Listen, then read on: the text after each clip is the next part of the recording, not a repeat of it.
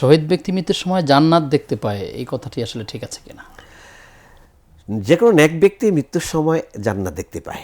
ইন্নাল্লাযীনা ক্বালু রাব্বুনা আল্লাহ সুম্মা ইসতাকামু তাতানাজ্জালু আলাইহিমুল মালায়েকা আল্লা তাখাফু ওয়া লা তাহজানু ওয়া আবশিরু বিল জান্নাতিল্লাতী কুনতুম তুআদুন। আবশিরু বিল জান্নাহ, নেককার ব্যক্তি জান্নাত দেখতে পায়, যার কারণে সে তখন স্থির হয়ে যায়।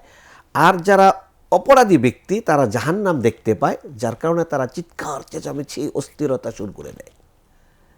কোরআনে কারীমের আয়াত থেকে ওয়াবশিরু বিল জান্নাতিল্লাতী কুনতুম তুআদুন, রাসূলুল্লাহ সাল্লাল্লাহু আলাইহি ওয়াসাল্লাম হাদিসও বলেছেন যে নেককার ব্যক্তি ডান দিকে তাকাইলে যখন সে ভয় পেয়ে যাবে তখন ফেরেশতারা বলে তাকায় দেখো ডান দিকে, তখন তাকায় দেখে বিশাল বিস্তৃত জান্নাত, তখন সে জান্নাতের দিকে যাওয়ার জন্য সে পাগল হয়ে যায়। পৃথিবীর মায়া ভালোবাসা মোহ কোনো কিছুই তার ভিতরে কাজ করে না। এদিকে হয়তো তার ছেলে কাঁদছে, এদিকে মেয়ে কাঁদছে, এদিকে স্ত্রী কাঁদছে, এদিকে আত্মীয় স্বজন কাঁদছে, ভাই কান্না করছে, বোন কান্না করছে, এদিকে তার কোনো ভ্রুক্ষেপ নাই, তার দৃষ্টি শুধু জান্নাতের দিকে থাকে তখন। আর বদকার ব্যক্তিদের দৃষ্টি থাকে যা দুনিয়ার দিকে, যা দুনিয়াটা এত করে ইনকাম করলাম এটার ওদিকে তাকায় থাকে।